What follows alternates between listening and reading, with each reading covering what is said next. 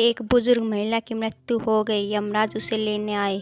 महिला ने यमराज से पूछा, आप मुझे स्वर्ग ले जाएंगे या नर्क? यमराज बोले, दोनों में से कहीं नहीं। तुमने इस जन्म में बहुत ही अच्छे कर्म किए हैं, इसलिए मैं तुम्हें सीधे प्रभु के धाम ले जा रहा हूँ। बुजुर्ग महिला खुश हो गई और बोली, धन्यवाद, पर मेरी आपसे एक विनती है। मैंने यहाँ धरती पर सबसे स्वर्ग नरक के बारे में बहुत सुना है। मैं एक बार इन दोनों जगहों को देखना चाहती हूँ। यमराज बोले, तुम्हारे कर्म अच्छे हैं, इसलिए मैं तुम्हारी यह इच्छा पूरी करता हूँ। चलो हम स्वर्ग और नरक के रास्ते से होते हुए प्रभु के धाम चलेंगे। दोनों चल पड़े। सबसे पहले नरक आया। नरक में बुजुर्ग महिला ने जोर जोर से लोगों के रोने की आवाज़ सुनी। नरक में सभी लोग दुबले पतले और बीमार दिखाई दे रहे थे। महिला ने एक आदमी से पूछा, यहाँ आप सब लोगों की ऐसी हालत क्यों है? आदमी बोला, तो और कैसी हालत होगी? मरने के बाद जब से यहाँ आए हैं हमने एक दिन भी खाना नहीं खाया। भूख से हमारी आत्माएं तड़प रही है। बुजुर्ग महिला की नज़र एक विशाल पतीले पर पड़ी, जो कि लोगों के कद से करीब 300 फुट ऊंचा होगा। उस पतीले के ऊपर एक विशाल चम्मच लटका हुआ था। उस पतीले में से बहुत ही शानदार खुशबू आ रही। बुजुर्ग महिला ने उस आदमी से पूछा, इस पतीले में क्या है? आदमी मायूस होकर बोला, यह पतीला बहुत ही स्वादिष्ट खीर से हर समय भरा रहता है। बुजुर्ग महिला ने हैरानी से पूछा, इसमें खीर है तो आप लोग पेट भर के ये खीर खाते क्यों नहीं? भूख से क्यों तड़प रहे हैं? आदमी रो रो कर बोलने लगा, कैसे खाए? ये पतीला 300 फीट ऊंचा है, हम में से कोई भी उस पतीले तक नहीं पहुंच पाता।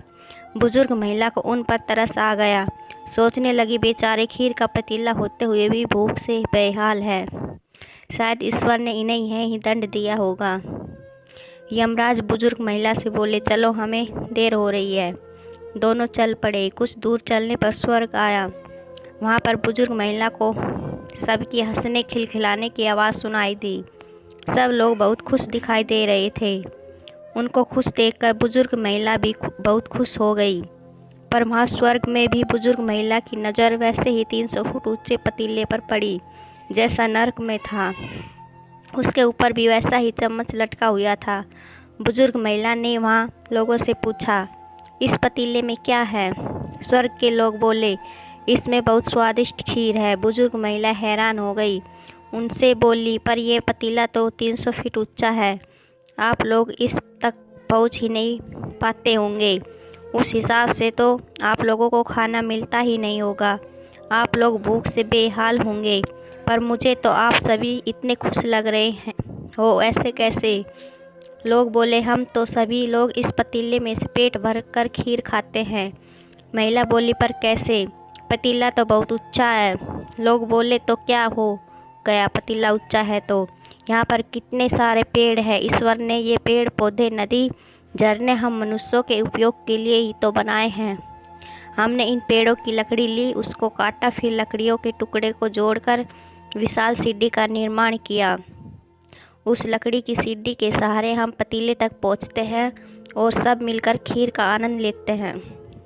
बुजुर्ग महिला यमराज की तरफ देखने लगी। यमराज मुस्कुराते बोले, ईश्वर ने स्वर्ग और नरक मनुष्यों के हाथों में ही सौंप रखा है।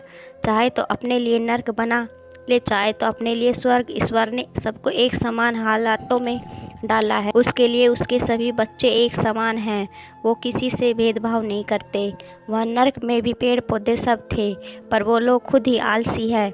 उन्हें खीर हाथ में चाहिए। वो कोई कर्म नहीं करना चाहते, कोई मेहनत नहीं करना चाहते, इसलिए सब भूख से बेहाल है। यही तो ईश्वर की बनाई इस दुनिया का नियम है। जो कर्म करेगा, मेहनत करेगा, उसी को मीठा फल खाने को मिलेगा। अर्थात स्वर्ग एवं नरक आपके हाथ में ही है। मेहनत करें दोस्तों, आपको मेरी कहानी कैसी लगी? अपने विचार ज़रूर बताइए और मेरे चैनल को सब्सक्राइब कर लीजिए। धन्यवाद।